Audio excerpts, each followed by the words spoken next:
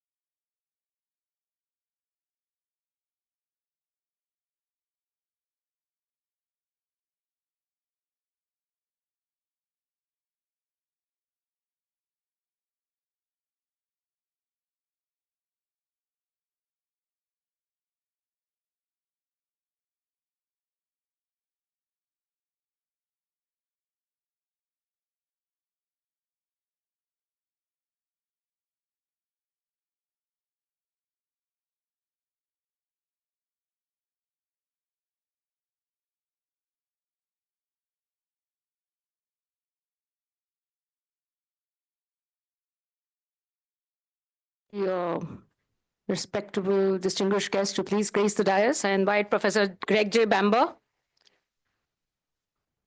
Professor Bamber, may I request you to please grace the dais. Professor Alakin Sharma, Professor and Director of the Institute for Human Development, the chair of today's lecture, to kindly grace the dais. Dr. Rajiv Thakur, Director General, Jaipur School of Business. Request you, sir, to please grace the dais.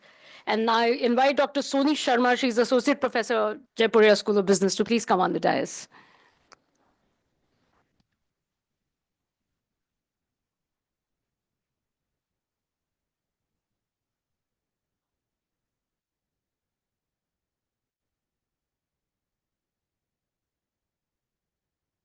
Just 1 minute, sir.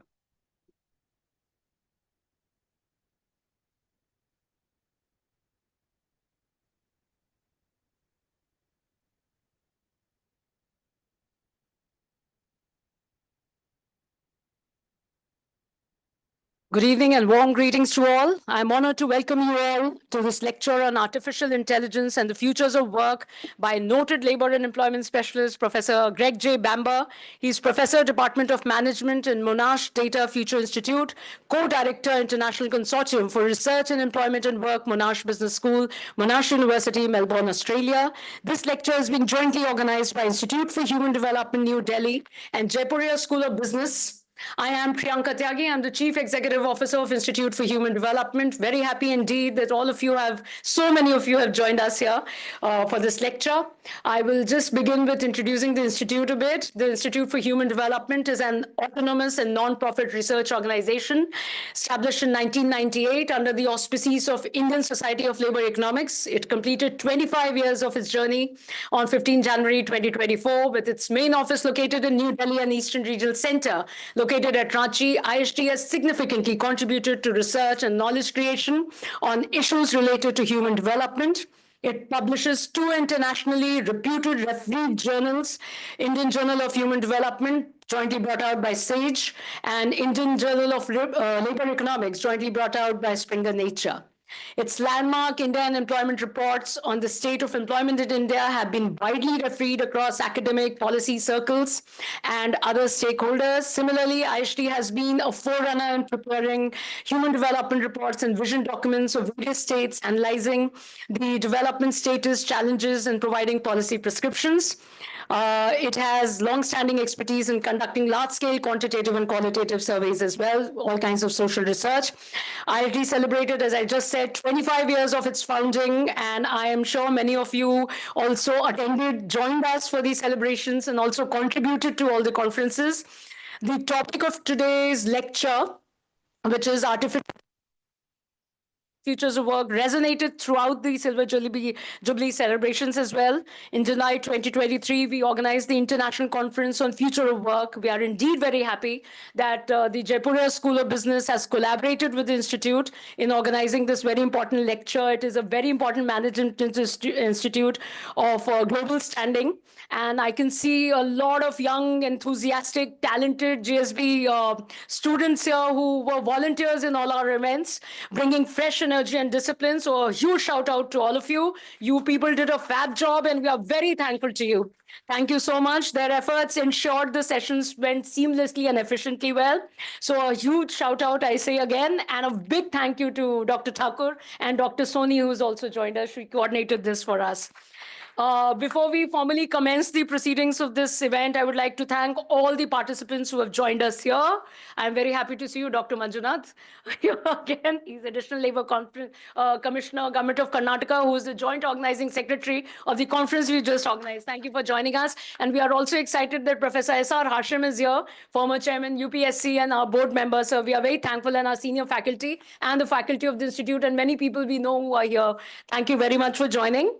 So before we formally commence the proceedings of this event, I would like to thank all the participants for their overwhelming response that we got for this lecture. We had more than 600 registrations on Zoom, and there are so many of you who are here.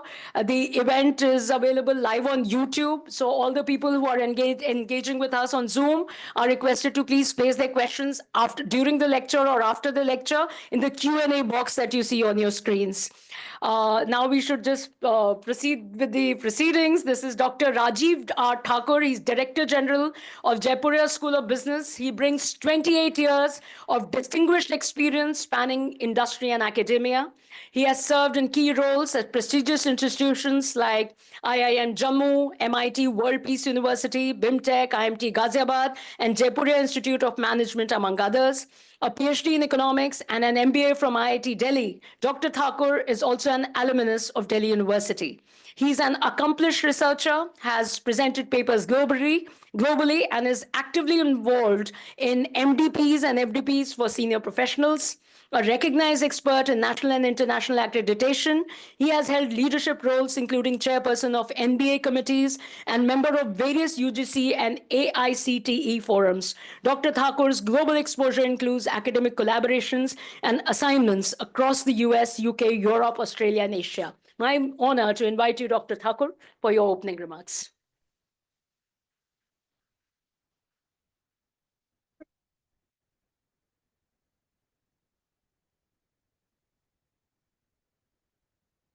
A very good evening to one and all present here in this audience and on the dais.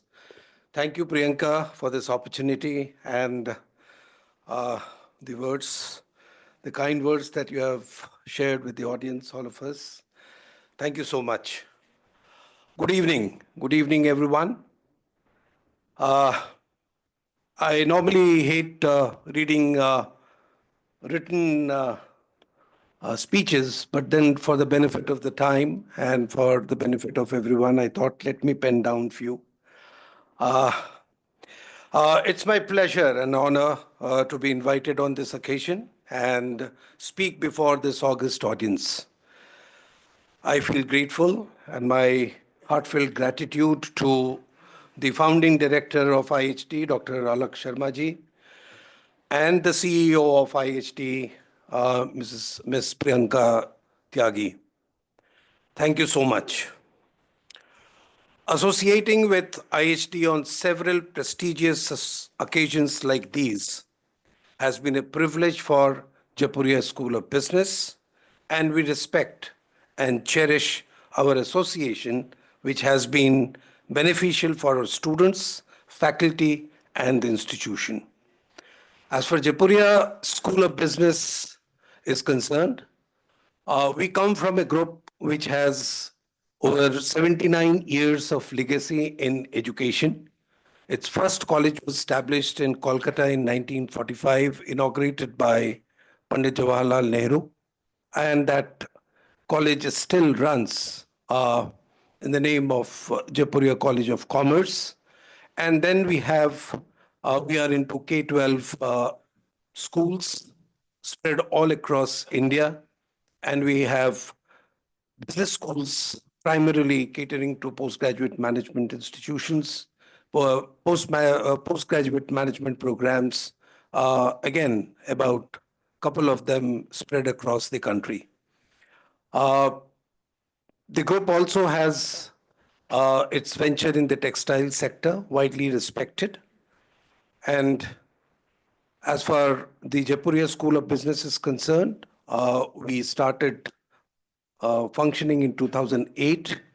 And today, we are an NBA accredited institution, and we are widely acclaimed globally with more than a dozen collaborations with international institutions.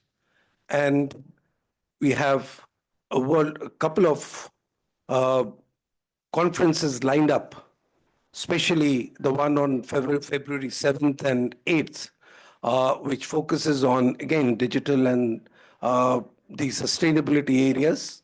You can find the details on the website, and I would like to welcome all of you to this conference, which is happening in the Delhi NCR. Professor Greg Bamber, my respectful greetings to you, and it is a privilege to have you again amongst us, and I'm sure your deliberations on the subject which has taken the globe and the civilization by storms, and certainly, and of course, the generations across, is certainly going to be enlightening and thought-provoking. A few words to set the context. In fact, as I feel, none of us are sure about how AI is going to impact the world and the economy and the livelihoods of the people. For majority, AI is either dormant or just unfolding. However, people like Yuval Noah and others in their writings have been explicit and vocal about AI and its consequences. In fact, when I read him, He stated, AI is an unprecedented threat to humanity because it is the first technology in history that can make decisions and create new ideas by itself. In fact, his latest quote is even more threatening for the mankind. And I quote, AI is not a tool, but an agent. An AI knife can decide to cut salad or murder someone. In fact, this is in the context of the escalating AI arms race, emphasizing the risk of global inequality and loss of control as AI evolves into independent agents. On the other hand, we have many other votaries which also talk about the positives of AI and how it is going to benefit the society and the economy. Is this scenario so dreadful, or is it otherwise? We look forward to hear from you, Professor Bamber. Geeta Gopinath, Deputy Managing Director of IMF, on the sidelines of the ongoing Davos, which has AI as one of its main agenda, talked in an interview with NDTV, which I happened to just witness about a few hours back. And in her interview, she has been talking about the uncertainties of AI and its implications on economy. But nevertheless, the IMF projection is of rising productivity, between 0.1% and 0.8% on year. And as per Gopinath, given the 3% steady world growth rate, she considered that if this productivity grows by 0.8%, that's quite an encouraging phenomenon. However, in the Indian context, the IMF estimates are that 26% of the workforce in India is going to be exposed to AI, of which 14% would benefit, and for remaining 12%, they will suffer from displacement effect. Now, any thoughts on this observation, Professor Bamber? The present workforce in India, young and old, is confused. For instance, at schools, both at K-12 and B schools like us at Seth Anandaram Japuria Educational Group, we often find ourselves bewildered of the uses of ChatGPT and generative AI. And we debate, is it an enabler in teaching learning or something which is killing creativity and the learning process? A big question which remains yet unanswered. Many forward-looking schools and organizations are looking for answers in creating the right digital infrastructure, skilling and reskilling of the workforce, and creating environment for innovation. However, the answers are not yet clear. I am sure with this enormous wisdom and the ocean of research on the subject, Professor Greg Bamber, in your lecture on AI and the futures of work, I'm sure you shall dwell upon these burning issues and enlighten us with some concrete answers and a way forward with better clarity, especially for the organizations and the new generation, few of which from our school are also here to witness your lecture. Incidentally, my dear friends, let me be candid.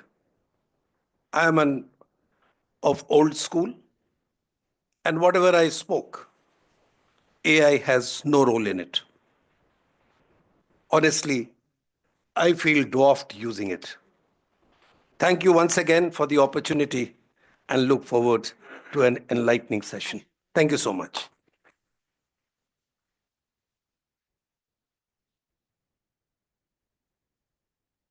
Thank you so much, Dr. Thakur. This is setting the precursor to the lecture that will follow. Now I hand over the reins of this lecture to the chairperson of this lecture, Professor Alakin Sharma, Director of the Institute for Human Development.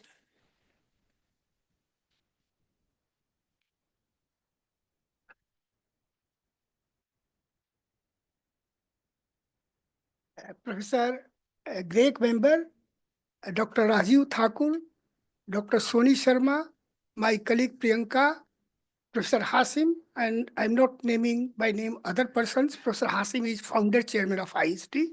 That is why I named him.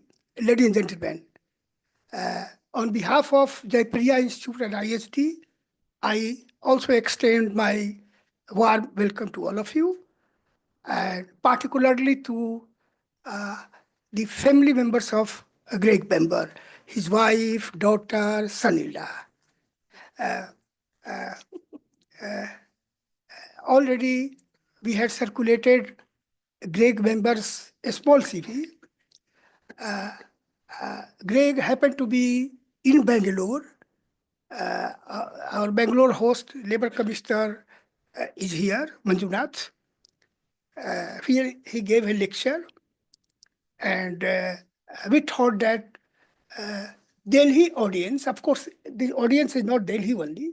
I think 600 persons on Zoom have joined. Priyanka will, and it will be available on YouTube. Greg Bamber is as Priyanka said, very well-known labor relations management expert. Just, I won't give a detailed, his CV is available. I think it is 8-10 pages, not your writing about him. I picked up something, but I knew his work, some work. He's professor, of course, in Department of Management, Monash Business School. He's also co-director International Consortium on Research in Employment and Work at Monash University.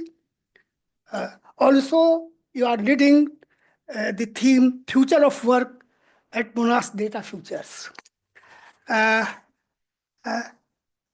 Educated in Manchester, London School, is also visiting professors or the adjunct professor. There are several names to different universities. I'm not naming. More than 200 publications in leading journal, many books, including current book on 7th edition. Yeah. So on employment relations, this book is Global Crisis and International Responses, Employment Relations. Several lectures, wide range of interest. AI, of course, data science, future of work, employment relations, people management, organizational and technical change, high performance work system, management people, management students, arbitration, disputes prevention, and so many things. I'm not going to elaborate. Also, very active with several professional bodies globally, Australia, Pacific, International Labor and Employment Relations Association. He's very active, pro-labor, both in heart and mind. So welcome, Greg, to this. And Dr. Thakur has already given the context of the lecture. I don't want to steal the thunder. And Dr. Thakur rightly said that current technological change, always in the history, technological change has been the prime mover of development and change, always. With invention of steam engine to AI, issue is that now the change is unprecedented, and nobody knows how the technology is going to change. The pace of change is accelerating day by day. And that is why, of course, Greg's writing, Dr. Thakur said that now in people who innovated AI, world leaders, they are thinking to stop it for some time, and several countries are how to regulate all that. So this is really unprecedented, and world is going to change in an unprecedented way. There are several unknowns. We do not know really how after, and of course, society is large, but world of work is going to change a lot. And we have no idea. Dr. Thakur quoted some study, 25%. I think World Economic Forum carries out annual studies on future of work. I think 2-3 years back, their studies said that. Of course, it is all conjectures. Don't think that there is any exact estimates how many jobs are going to be lost, how many new jobs are going to be created. Forms of work of course, we are saying gig, all this happening, but world is moving far beyond that. So what will happen, we do not know. There are several unknowns.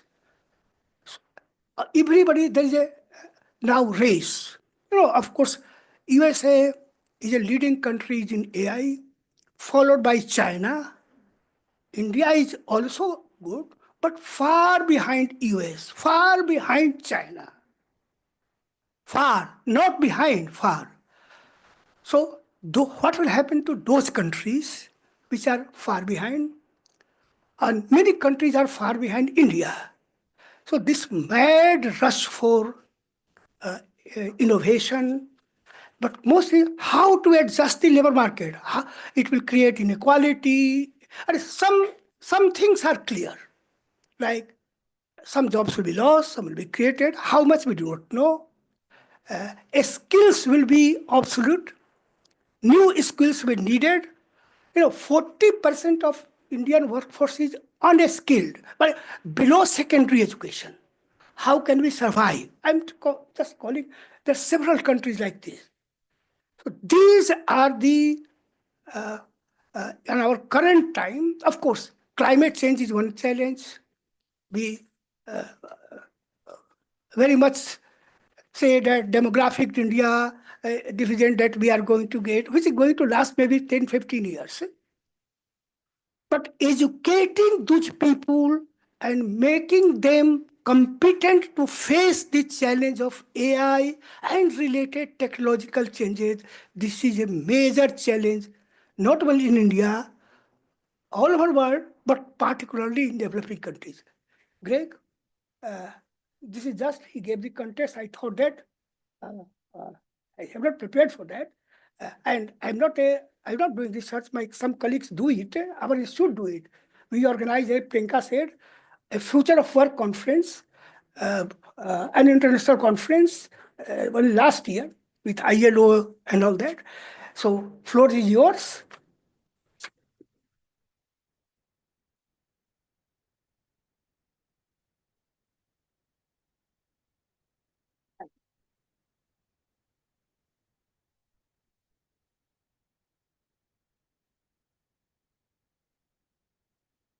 Thank you very much, Professor Sharma, for your kind introduction. And you're right about the change that we've been seeing, Alok. There's a kind of tsunami of change been taking place. And this is a good time to discuss these issues because the change is so rapid currently. There was more change in the last 12 months than in the previous 25 years in the field of AI and so on. And thank you, Dr. Thakur, for your thoughtful and insightful opening remarks. And you're quite right. So there are benefits and there are positives and there are negatives and people are going to be displaced and so on. You've obviously thought this through in great detail. So thank you for your helpful introduction. And it's a great honor for me to be here with you in this great country of India, with its amazing history, which my family and I have been exploring a little and learning more about in the last few weeks. And it's an honor to be here in this amazing and historic city. So thank you so much. And we've been lucky enough not only to be in this city, but also in a few other parts of India, not enough parts yet, but namaste. And in Australia, a custom is that we will usually give an acknowledgement at the start of a talk like this of some of the people. I know there's a very distinguished audience here, so please forgive me. I can't thank everyone who's been involved, but I've just mentioned on the screen there a few of the people who've helped to facilitate my visit, including Manju here from Bangalore and Mysore, which was the start of our interesting visit to India nearly 3 weeks ago. And thank you for the organizations, because these events don't happen without people working hard behind the scenes, organizing everything. So I appreciate the institute and the school and the society that are mentioned on the screen here. And in Australia, we acknowledge not only our colleagues who help to make our work possible, but also the Indigenous people.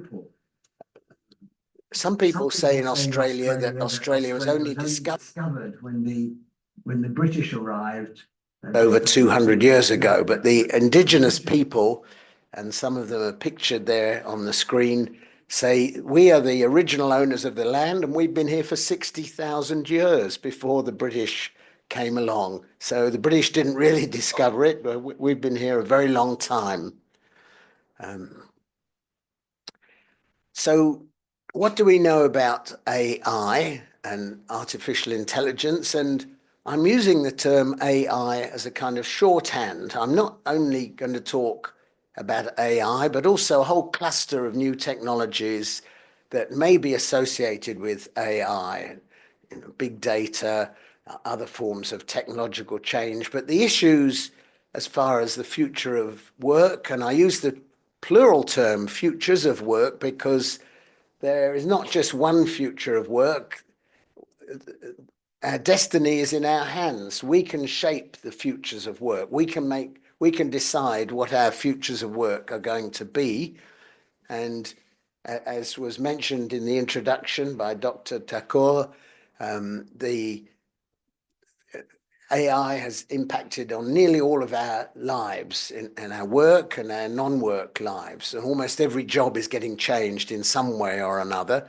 And it's not only a question of which jobs are cut and which jobs are created, but also we can think about jobs that are benefited, jobs that are empowered, and jobs and work can be made more productive if we're using AI in the right kind of way. One of the challenges for us is to distinguish between the rhetoric and the reality of AI, because there are many consultants, the tech moguls, if you like, many of whom are based in the United States or China, and the tech moguls are advertising and saying that AI is the solution to all our problems, because they would say that, wouldn't they? They want us to buy their AI. So that's the rhetoric on the one hand. On the other hand, there's the reality of how AI and other new technologies are actually being used. I was talking to one of the delegates at the conference in Bangalore a couple of weeks ago, who was a senior executive of a company, and I asked him to what extent they're using AI, and he said, "Do you want to hear the the public relations spiel or would you like the truth? And I said, I'd like the truth. And he said, well, the public relations people say, yes, we're using AI, we're up to here in it and we're investing in it and so on. But the truth is, we're just waiting and seeing. We haven't really got into it yet. We're going to see how it develops over the next year or so before we spend a lot of money jumping into AI. We're a traditional company and we've been working using paper and pencil for 100 years or whatever it is, and we can probably keep going for a little bit longer. So the advent of AI in workplaces and businesses and so on are challenges for our economies and our societies more generally. And there are benefits, opportunities, risks, and threats associated with AI. Part of the job of academic analysts is to try and tease out the difference between the rhetoric and the reality and consider the implications, and to do so in ways that are theoretically informed, because theory helps to understand facts, but also ones that are empirically evidenced, using examples, and that are policy relevant in schools of business like the ones that you have, for example, and where I work. We try and consider research that's practically relevant and has policy implications and make suggestions for the improvement of policy. So my mantra today is that the technology doesn't determine the future. The future is going to be determined by the people who make the decisions about how the technology is going to be used in practice. So you asked the question, sir, is AI a good thing or a bad thing? My answer is that it has two faces. It's negative and positive, and possibly even have three faces insofar as AI and new technologies can be used to improve things, not necessarily cut them or create new jobs, but to improve how people are working currently. So there's a kind of Jekyll and Hyde element to AI. Jekyll and Hyde are characters from Robert Louis Stevenson, one of the classics of English literature. So in brief, what may be benefits of AI? Well, we're hearing all the time about health diagnoses, and I'm hoping AI can be used to try and diagnose the asthma that I'm suffering a little bit here since I've been in, excuse me, in Delhi for the last few days.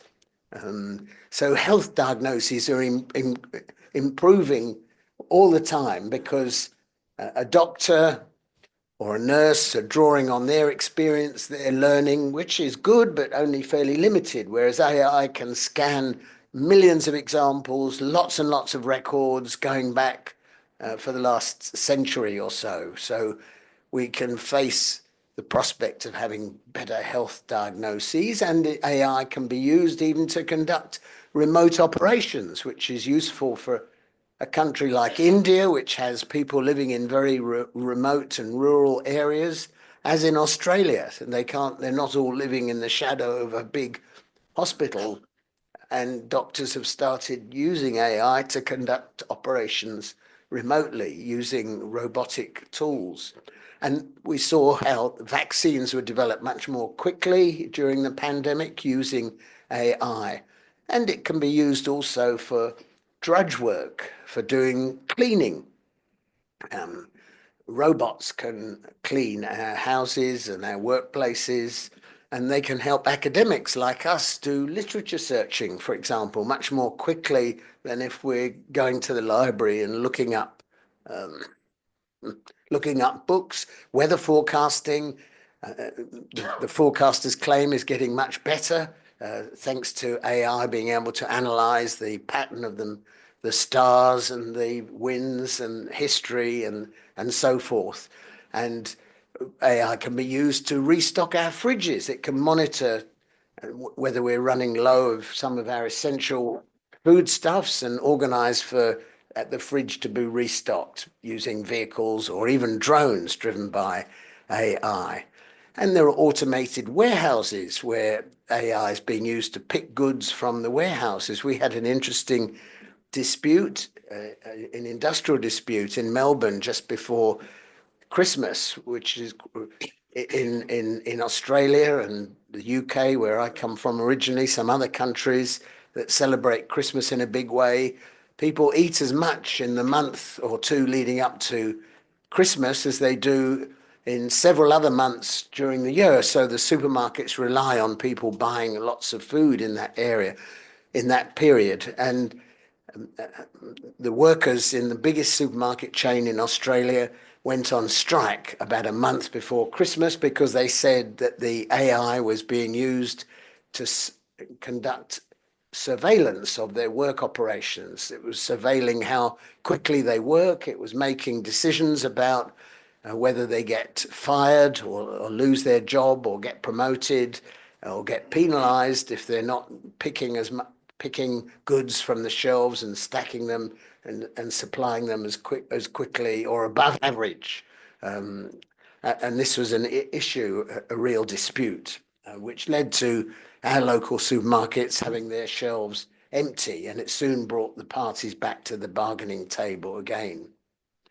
We've seen for some years trains in some areas, not on Indian railways that we've been travelling on recently, driven with no driver or no staff, but in airports you might have seen in some countries the trains are shuttling around the airport with no train driver. They're driven by AI, and indeed Boeing and Airbus say they can fly big airplanes now without the need for a captain or a pilot on board. They can fly by wire.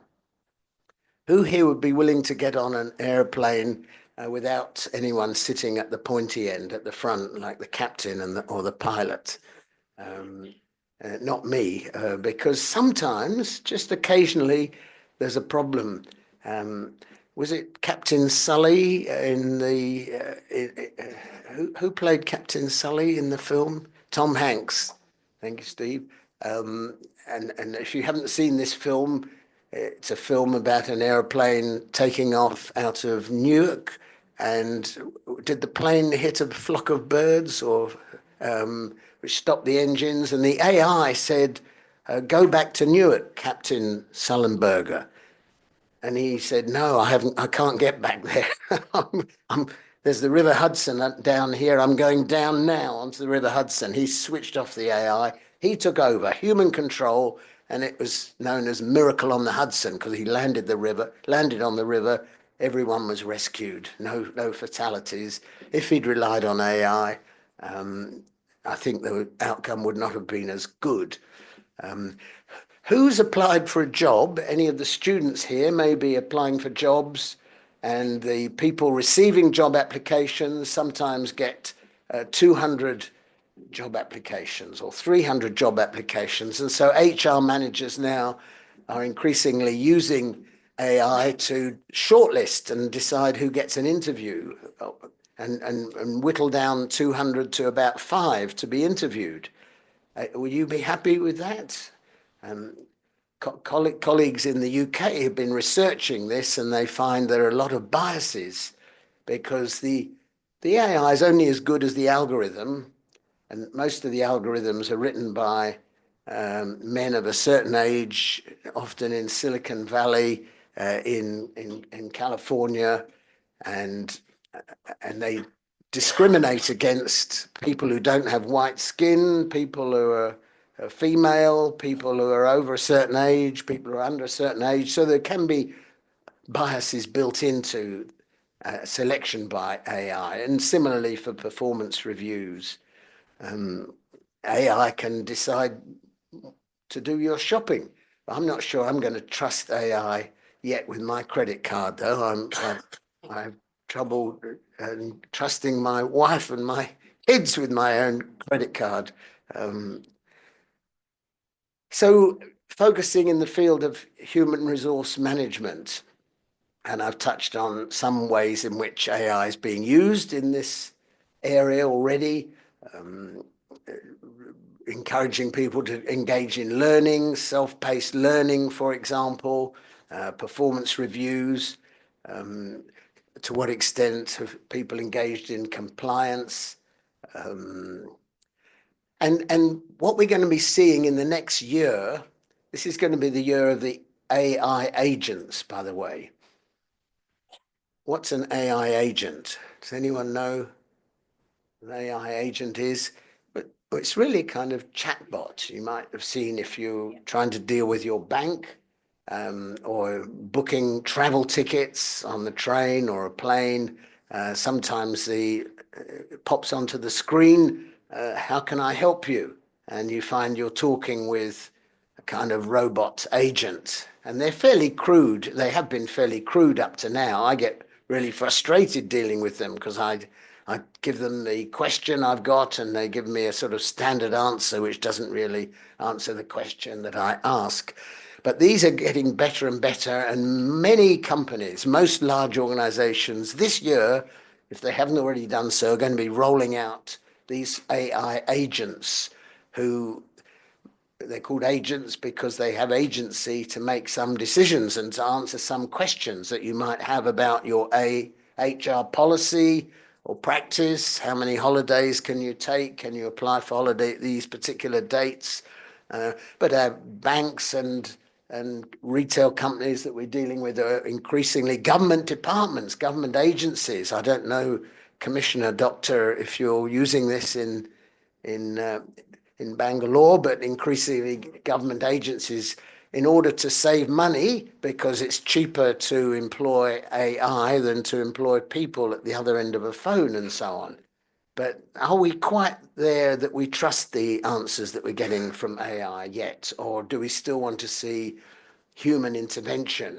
To what extent are these benefits? Excuse me. So you organized a wonderful session at the conference on the gig economy. And this is an area where your jurisdiction is ahead of most others, your state, in trying to regulate the gig economy.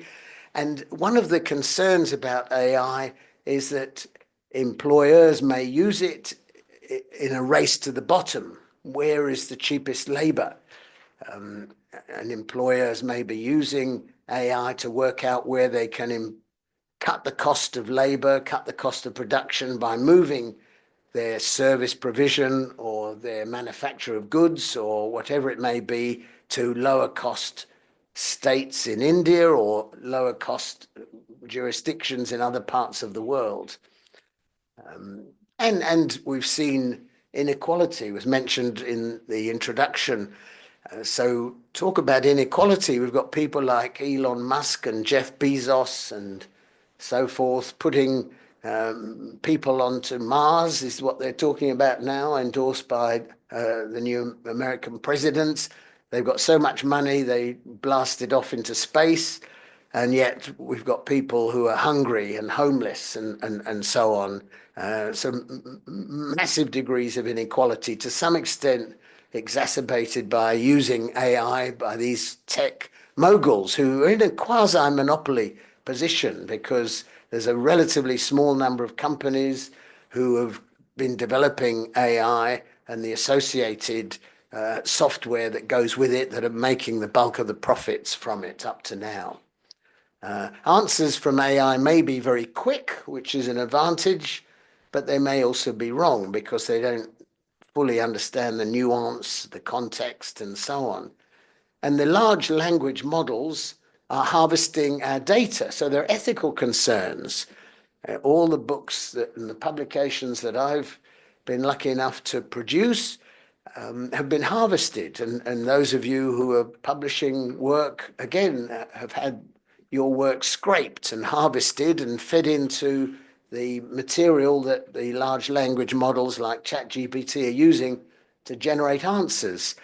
And arguably, that information from our publications has been stolen because the work is copyright, but the makers of ChatGPT and similar forms of AI are not paying us any royalties. They're not asking permission to scrape our data, and they've now scraped everything that's available. So possibly this rapid rate of development over the last year or so is going to slow down now because they've scraped everything that's available publicly that they can possibly get their hands on.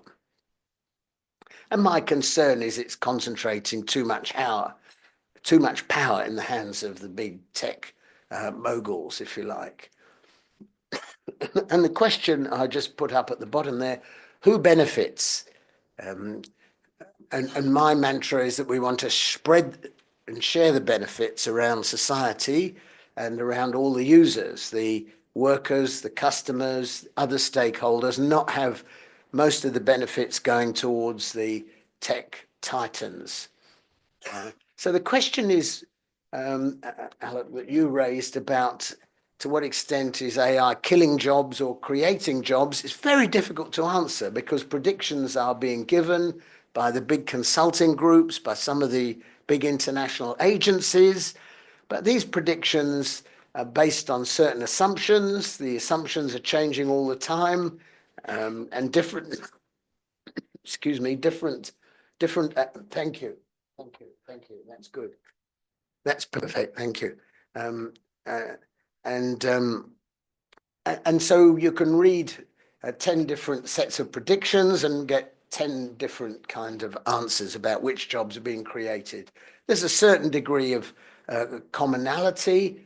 So routine clerical kind of work is facing the highest impact that can be automated most easily. Some occupations are going to be automated less easily than others. Is that Jeff Bezos on the phone there, or?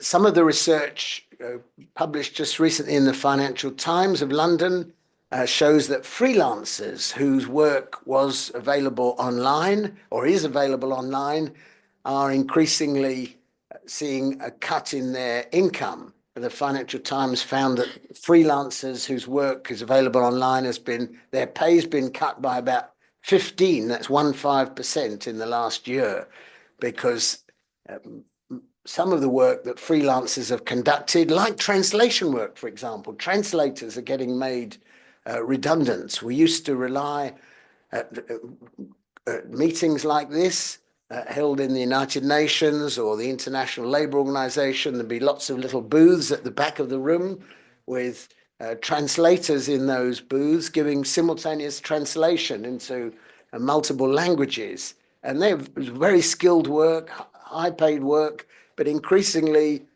they're not there anymore because the service is being provided by the equivalent of Google Translate or other kind of AI translation machinery, which is okay, but it's not as good, in my experience, as the people at the back of the room who knew the technical language. They knew the specific context for translating. Some of the translations I've seen coming from AI is very poor quality because they don't necessarily know the technical specificity and the jargon, but it'll get better.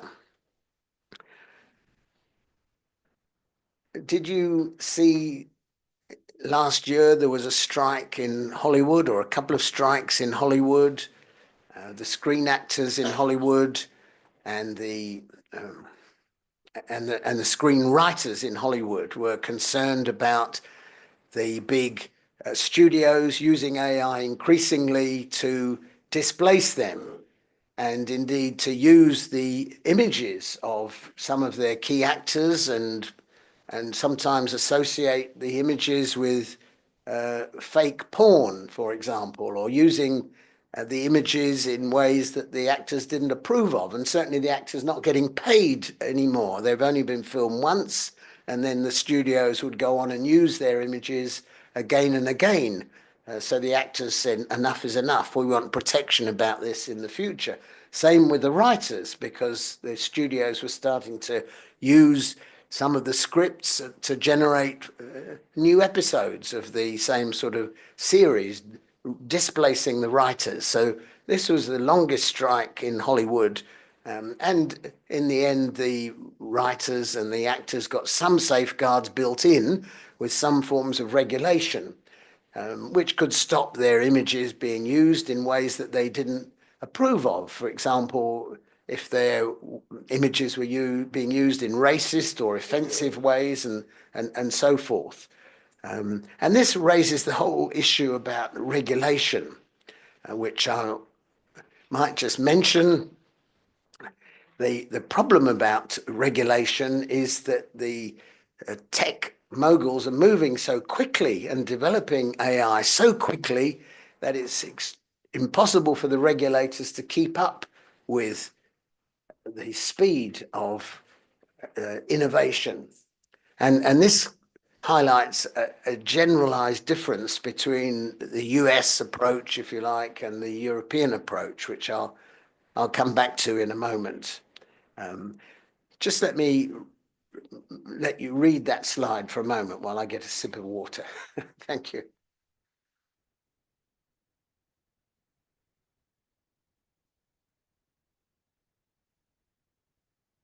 So we can use AI to increase our productivity, to increase our personal productivity.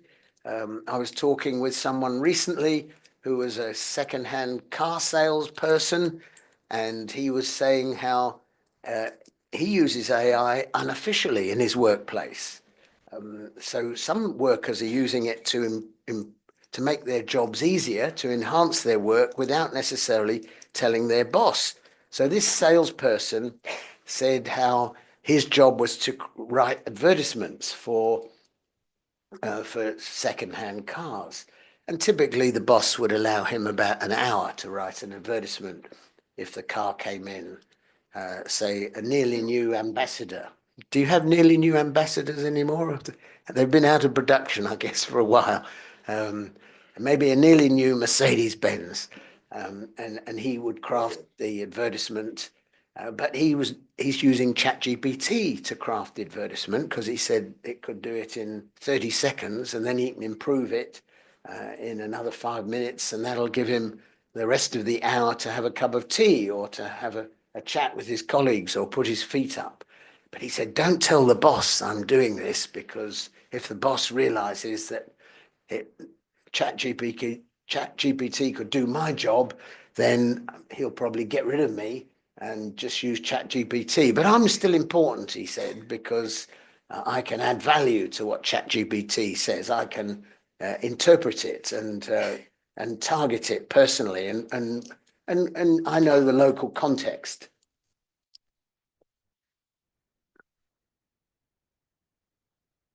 We were telling kids at schools until fairly recently, what you need to do is to learn how to write code.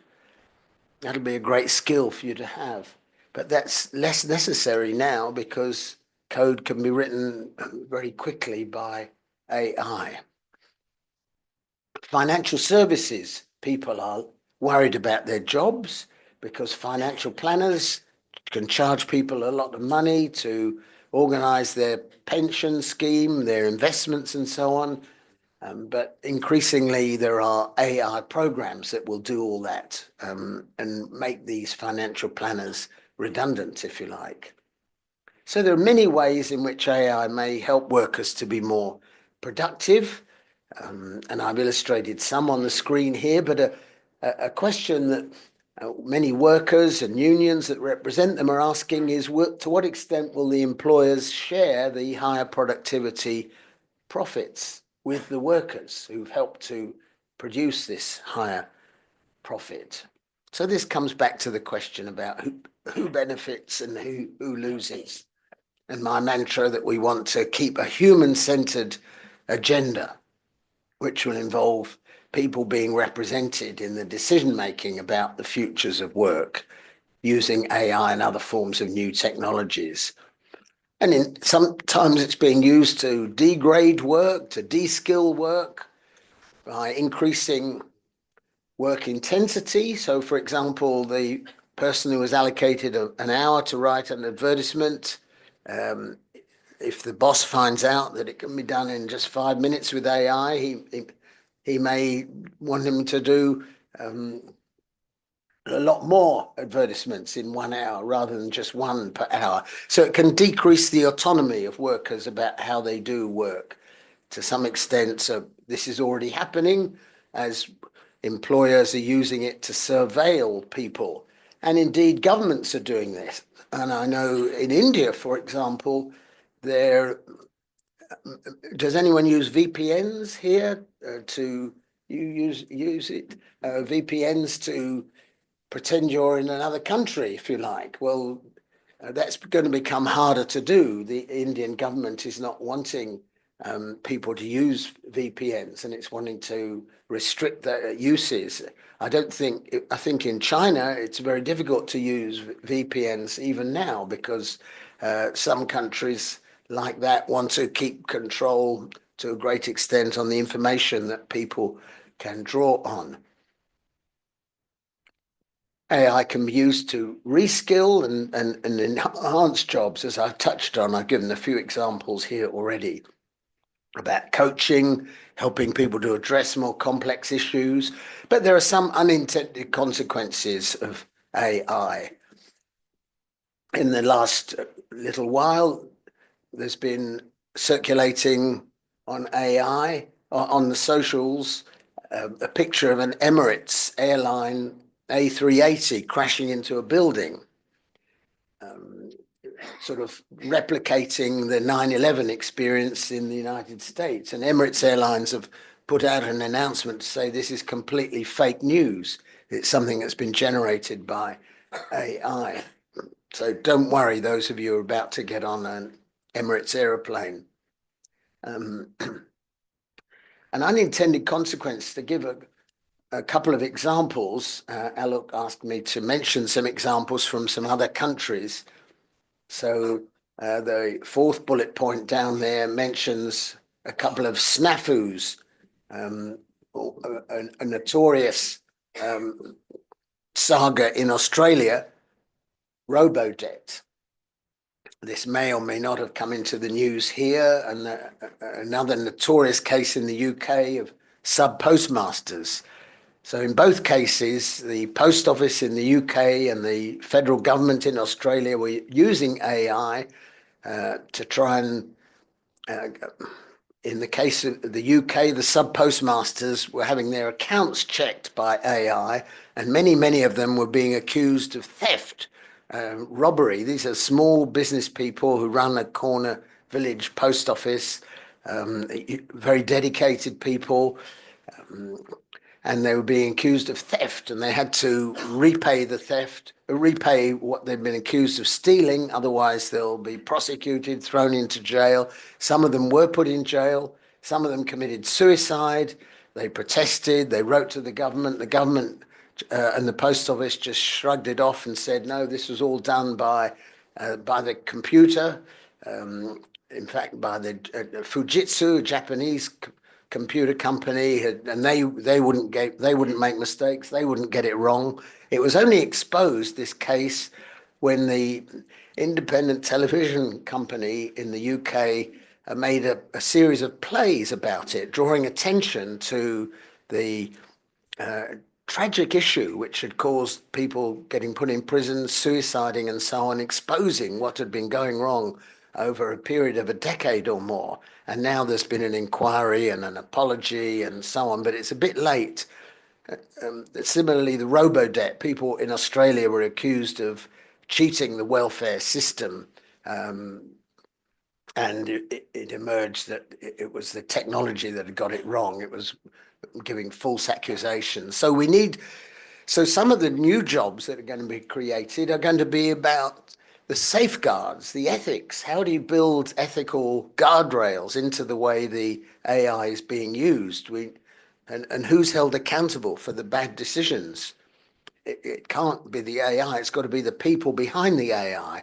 And the problem is the algorithms are kind of black boxes. We don't know what's in the black box. And we need to try and find a way of opening up the black box and having more knowledge about what's in there and what's put into the black box.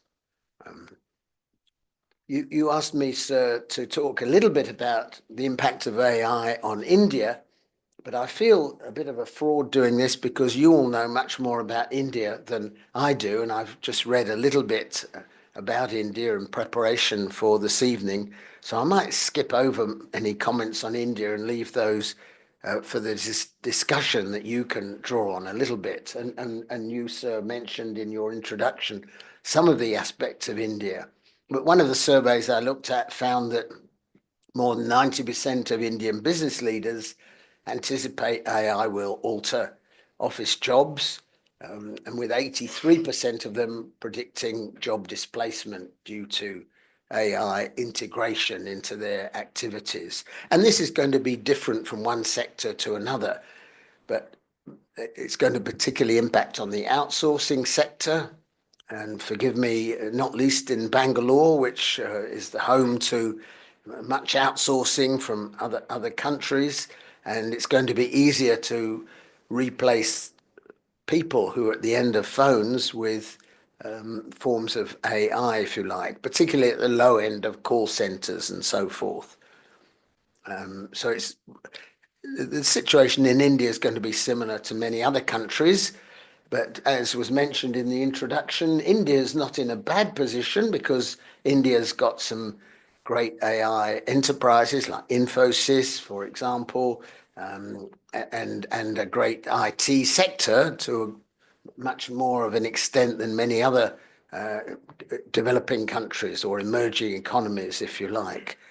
And India's got great educational institutions. So this is an opportunity for schools like yours and others to try and improve the skills and the workforce education and so on, so they can take advantage of AI as it's developing very rapidly here in India, as in the rest of the world.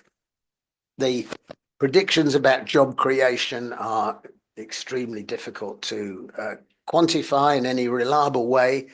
Who was it who said that predictions are especially difficult, particularly when they're about the future? Was it Oscar Wilde or was it Mark Twain? One of those sages. But new jobs are going to be there in policy making as well. And the regulation, my third bullet point down there, let me elaborate that a little bit. The big tech innovators are riding on a Royal Enfield like the fastest Indian. They're motoring down the highway at a rapid speed, or traveling on a rocket at great speed, and their mantra is go fast and break things. Whereas the regulators, to use a metaphor, they're riding on a bicycle very slowly. So they're struggling to catch up with the innovators. And going back to my point about comparing the United States with Europe and generalizing in their approach, the American tech moguls are saying, well, leave us alone. Let us get on with innovating. Don't try and restrain us with regulation. And this is what they're saying to Donald Trump, and he's probably going to listen to this. Whereas the Europeans typically are saying, well, we need some guardrails. We don't want to just let it rip, let the moguls do whatever they wish. We want to have some guardrails, some safeguards to ensure that the AI is being used in an ethical kind of way, and there are safeguards and so forth. So that's a crude comparison, if you like, across the Atlantic. I think I can more or less wrap up my remarks and throw it open to discussion now, except just to say that my general approach is to say, let's foster a high road approach to managing people and AI in workplaces with a human or labor-centered work organization, fostering decent work built on social dialogue rather than have the AI imposed on us unilaterally by the tech titans, if you like. And this slide kind of summarizes much of what I've been saying.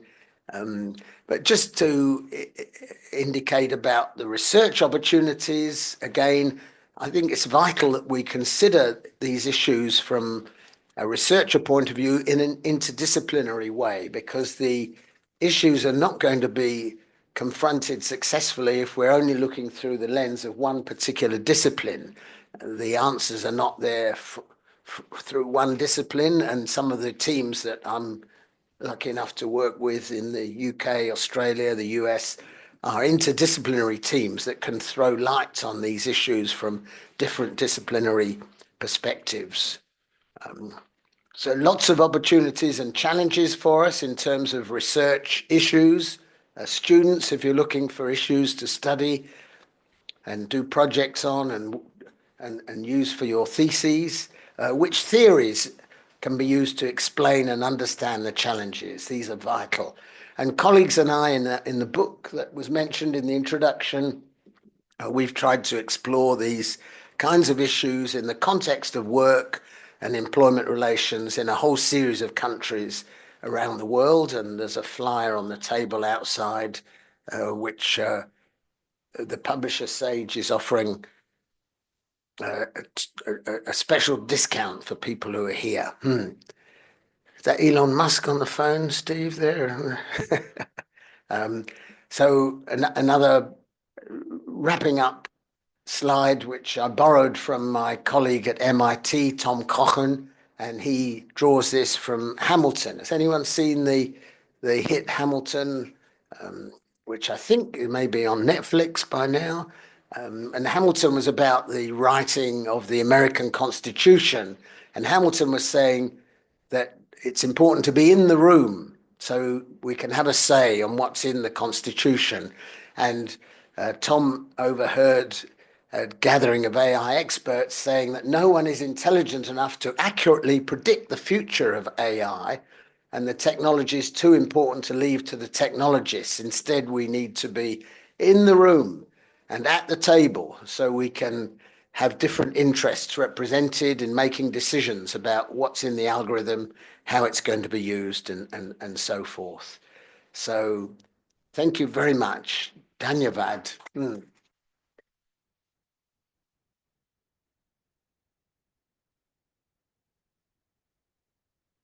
Thank you, Greg, for very excellent lecture. You, in 45 minutes, you said many things. I had given you time only 45 minutes, and you kept the time a very wide scope, both positives, negatives, opportunities, threat, and rightly said that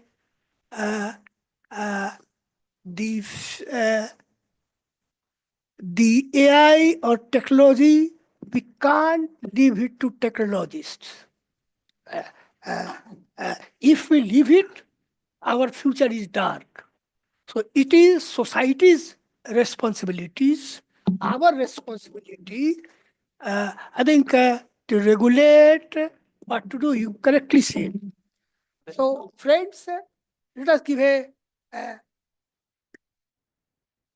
now we have sometimes 15 minutes for discussions, comments, but it should be brief.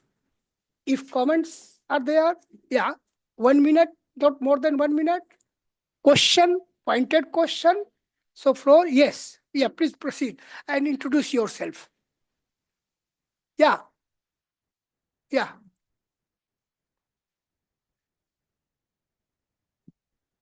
Yeah, thank you, Chair.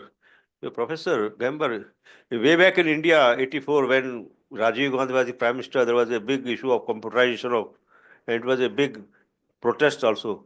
And later on, we became number one in software, number one. And still we are having edge. Now, recently, Elon Musk has come out with the idea of brain and chips interaction, brain and machine. So that is a big challenge. If we can hack other instrument, so do you think brain will be also hacked in future? Yeah, we can collect some questions. Yeah. Yes, please. Yes, Dr. Bhatt. Yeah. Your mic is there. Bamber from Kashmir, sir. My question is, do you think that the benefits and the threats by this AI will apply equally to developing as well as developed countries?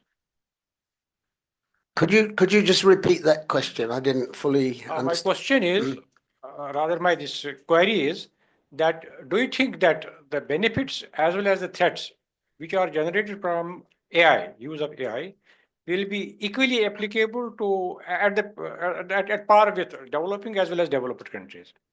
Will these be applicable or How will impact the, will be how will equally? the impacts of Impact of AI the impacts differential between developed and developing countries in terms of benefits and trade? Yes.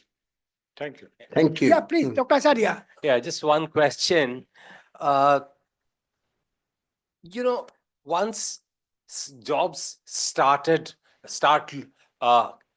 reducing, there would be a point when there would be no more market to expand.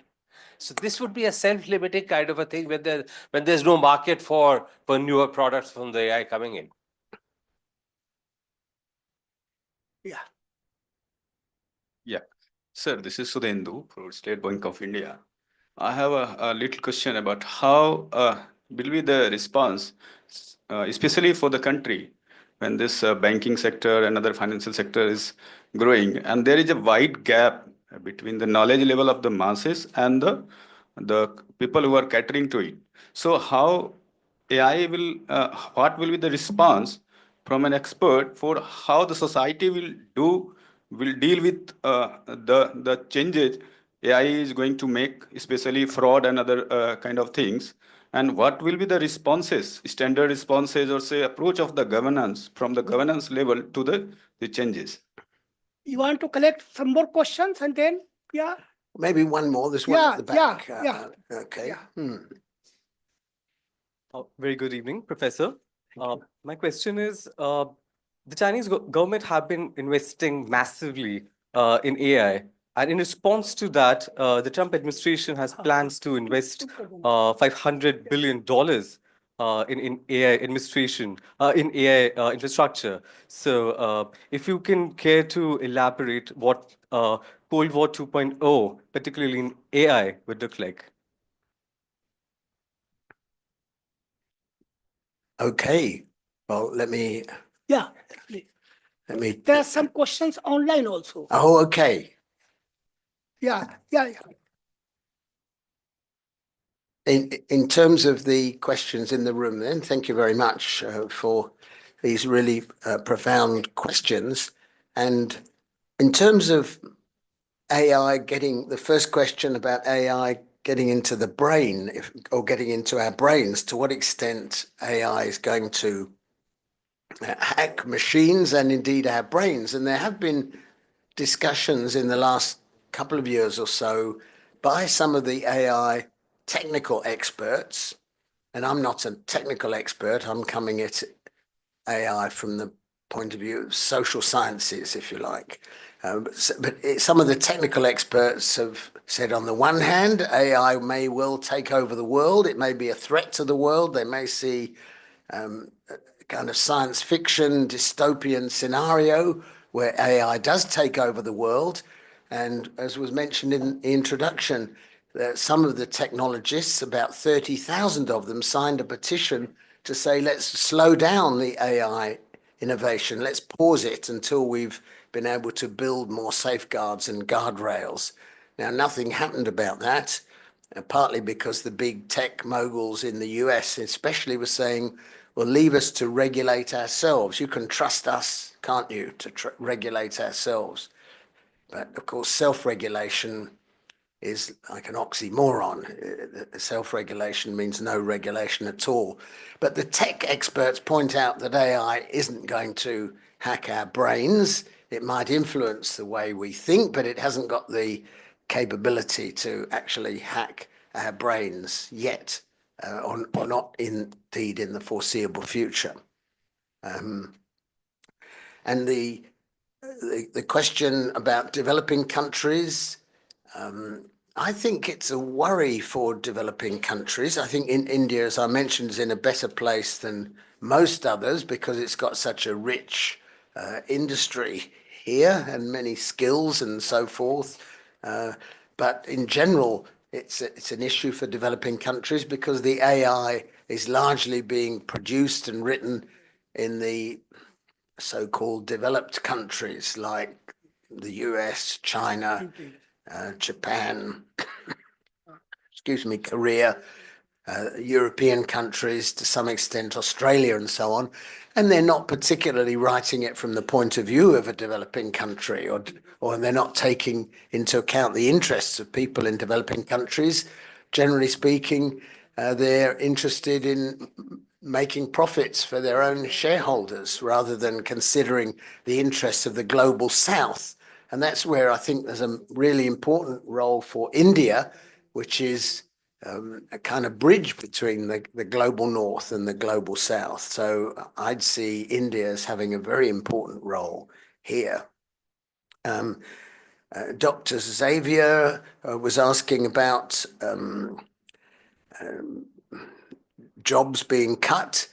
And this reminds me of an earlier round of new technology when Henry Ford was introducing the mass production of motor cars, which was just over 100 years or so ago, when he innovated using the assembly line to make the Model T Ford and its successors. And his argument was, we need to pay the workers well. We don't want to make them redundant. We want to pay them well, because if we pay them well, they're going to have enough money to buy cars with, and that will be a virtuous circle. We don't want to displace them all from their jobs, and we don't want to reduce their pay to engage in a race to the bottom, if you like. In terms of the banking sectors, I think there's a fair bit of concern in the banking sector, and you would know better than me, sir, about the disruption of this sector, because there are disruptors coming in. You know, Google is seeing itself moving into banking now, which is going to make life much more uncomfortable for the traditional banks that have been around 100 or 200 years, and they thought they had a monopoly. They thought it was fairly easy to make money because everyone needed a traditional bank account, but now they don't. They can avoid bank accounts. They can do their banking on their mobile phone using some kind of AI app. And the question about fraud and governance is really important. You know, there's lots of fraud taking place, and the fraud is especially impacting on people who are not very well educated, if you like, or perhaps older people who are getting a phone call or getting a message saying, click here. And I just heard about one in the last few days, a new one that people are offering to give you a mobile phone.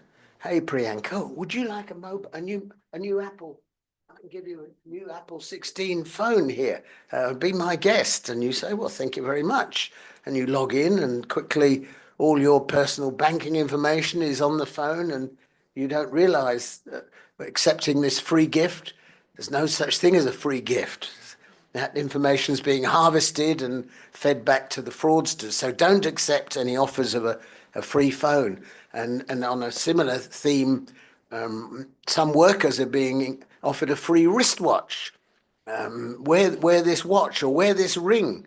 But again, the watch or the ring is being used to track them and harvest their personal data, possibly listen to their phone conversations, possibly know about their health information and so forth. So be vigilant, and not just in the banking industry. And the last question was about government investing and Trump investing. And it's not just the Americans that are investing. In the last few days, the relatively new Prime Minister in the UK, Sir Keir Starmer, has been saying he wants to make the UK an AI innovation hub, and he's going to provide lots of incentives. And indeed, his predecessor, Rishi Sunak, with Indian origin, was making similar noises. But there's a lot of concern, especially in the unions who representing the workers, which are closely linked with the Labour Party in the UK, to kind of restrain Keir Starmer and say, well, we don't want to just rush down the road of making life as easy as possible for the tech moguls without building in the safeguards, guardrails, building up ethical, excuse me, ethical regulation of the way the AI is being used. Yes. Did you say there was some more questions Yeah, online? that is why, since we have limited time, Yep. you are free to choose the questions. Okay. Well, I Or don't know what. If you want, no, if you are free, which are relevant, I'm telling you the questions. Okay, you tell me the And questions. You did not answer all the questions, Okay. or you briefly answer all the questions, but there are some interesting questions on online. Okay. Can you tell me the answers as well, please? Yeah, you know, I am in this profession for a long time. I can manufacture answers, although they may not be good. Okay. Yeah. There is. And how do we know these are real questions, by the way? Yeah, They I must think be- they are. they haven't been generated Yeah, by they AI. are real questions. Okay. They are real questions. Okay. And many of them I know very well. They are Yes. outstanding people. The Mhm. first question Yep. is from Professor Mahendra Reddy, very eminent economist from Hyderabad. How do we integrate AI in every the class in UG, undergraduate and postgraduate programs to develop critical thinking? How should we integrate AI into 4 years UG program for every good placement? What are the limitations, drawbacks, and disadvantage of AI? How do we protect the quality of higher education from deteriorating? Deterioration. So this is many questions are there. Just wait, because she's giving the.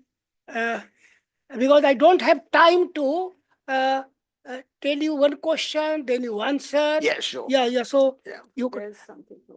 Yeah. Then there is question from Karanjit Uppal. The invention of computers pre-1950s would treat and respond to computers in the same way we choose to respect in the advent of AI. Your thoughts, please. I think, but yeah, general question. So, but next question is by a very eminent economist, Professor Gopal Kadakodi from Karnataka, Dharwad. He was director of the institute where earlier the labor economics conference was held. So, hello, Professor Kadekodi. He was online, sir. Maybe he might have left now. But this is a very generic. Yeah, he's saying how to settle questions about copyrights. For example, a poem written by one author is nearly reproduced by using AI. Who has the sole copyrights? Who owns the copyright? Yeah, so this is a very important question. And I said this is question by Professor Gopal Kadekodi. Any other question, Priyanka? So there's one from. Yeah. That's okay. Can't we use, interesting, can't we use AI to tackle threats by AI? Tackle what? Say that again, please. Can we use AI to tackle threats by AI? Okay. Like to kill one demon, Yeah. there is Indian mythology, Shiva created another demon. So whether you can do like that, threats of AI sounds man-made, as if someone is from behind the curtains handling the misinformation. Then Okay. But as we're about at the time limit now, should I have a go? Just I am not going to now. Okay. How is AI going to affect the gig economy? Of course, this is, I don't think that someone on one on gender that we should respect. Okay. So just wait. How is AI going to promote gender equality? How to AI promote gender equality? AI can help achieve gender equality or overcome gender disparity or discrimination at workplace. Yeah. Yeah, now go on. I'm not picking up other questions. There's one. Oh, yeah, then. Uh, Should I have there's a a question. There's a question from Malaysia. from Malaysia? Yeah. Okay. So how can we prevent AI systems from exacerbating existing power imbalances, infringing on privacy, or making autonomous decisions that could harm humanity, while ensuring they remain fully accountable to human oversight and ethical governance? Some questions I might not be clear. You take it, next 5 minutes, you try to answer all. Yes. Okay. Well, the first question from Professor Reddy from Hyderabad about using AI to integrate undergraduate and postgraduate curricula and to make sure that critical thinking skills are used, I think is a very important one for those of us who are involved in education. And the thinking has changed in the last couple of years. When ChatGPT first emerged, many educators were saying, you must not use ChatGPT. It's not allowed. It's like cheating. But in some ways, this was like King Canute, who was an English king from a long time ago, who tried to hold back the water, the tide coming in. And he had no chance of holding back the tide because the tide was going to come in whether he liked it or not. Similarly with ChatGPT, it's there. So most educators have, excuse me, have given up trying to prohibit its use because there was no way they could prohibit its use. Some of the best educators that I've interacted with and discussed these questions with are trying to integrate the use of AI and give the students assignments that mean they can use AI as part of their assignments, which has the double benefit of encouraging them to use AI and showing them how to use AI, but they've got to declare how they've used it, and they've got to try and assess critically the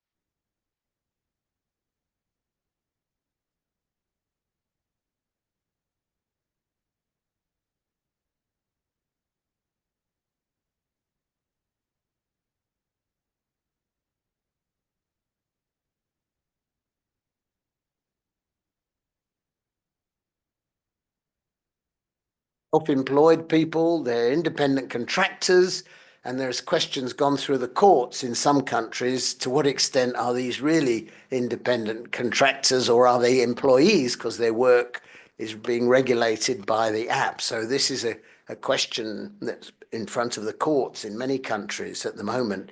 The important question about how to overcome gender inequalities. I don't have a full answer to that at the moment, but it's a very important question. And one of the ways it can be used is by giving more information available. So AI can draw information together on how people are being treated in terms of their pay and conditions and so on. But at the moment, much of the tech work are being done by, we call them the tech bros. They're typically men, and men disproportionately represented among those who are producing the algorithms and so on. And they're sometimes got a kind of a unconscious bias which may discriminate against women in things like selection processes and so on and so forth.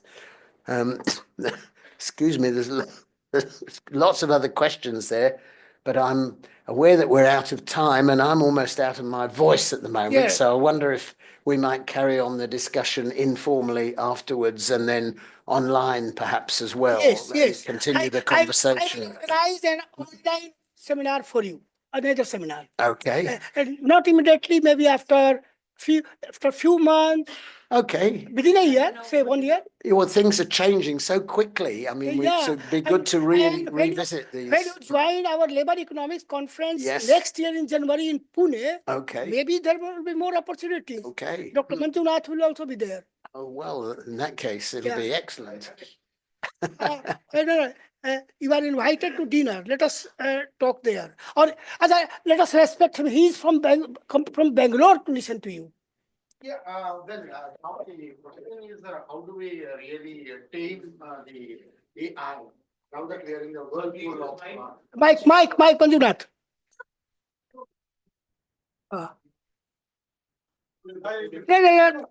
Other online people should also hear, No, no? my only understanding is while coming, I read something about some of the researchers are trying to understand how do we really tame AI. One of the approaches was human in command. So I would really like to know from you what exactly is the term when they call human in command. So how do we understand and whether we can really try to regulate or tame the influx of AI? That was my question. Thank you. Well, thank you for that easy question. There's one of the new-ish occupations is called prompt engineering. And the prompt engineers are the people who know the appropriate prompts to ask the questions, which is going to steer the ChatGPT and the equivalent in the right kind of direction. But the jury is still out on how we can make sure there's a human in command. I think we need to be vigilant. We need to continue to be vigilant and not allow autonomous AI to be making decisions without a human in command. I think you're absolutely right. And let's discuss this further in the future, perhaps at your conference next year or perhaps later on today. Yeah. Thank you. Yeah. Okay. Thank you, sir. Thank you. Yeah, thank you very much, Professor Greg Bamber. You can see there are online also questions more in the audience, physical audience also. People want to ask more. It shows your talk was very interesting. People asked very interesting questions. The discussions went very well. This was a nice evening, superb evening. Thank you very much. Yeah, Tony. Yeah, please. Yeah. Brief vote of thanks. Yeah, please come. Thank you. Certainly, I won't be taking much time, but I must accept it before I begin. Good evening, everyone. It is my complete privilege to propose a vote of thanks on behalf of all the attendees at this enlightening session on artificial intelligence and the future of work, delivered by our esteemed professor, Greg J. Bamber. I think we must applaud in togetherness for him. Thank you, Professor. Your deep insights into the intersection of artificial intelligence, employment trends, and the evolving dynamics of work have left us with much to reflect upon, surely. As a renowned academician from the Department of Management and Monash Data Future Institute and co-director of the International Consortium for Research in Employment and Work at Monash Business School, your expertise has brought clarity to complex and ever-evolving subject of AI and new workplace. Today's session certainly has illuminated not only the challenges, but also the incredible opportunities AI present for reshaping our workplaces and society. Our balanced perspective on ethical consideration, where you have highlighted the point on ethical consideration and practical implications of AI integration in the workforce, is particularly noteworthy, sir. I would also like to extend my heartfelt gratitude to the organizing team, most significantly, Professor Alak N. Sharma, sir, Professor and Director, Institute for Human Development, New Delhi, our own family member, Priyanka Tyagi ma'am, Chief Executive Officer, Institute for Human Development, New Delhi, and we, co-organizing team member, our own mentor and guiding force behind the entire event and our power, Dr. Rajiv Thakur, Director General, Jaipuriya School of Business. The entire GSB team, IHD team,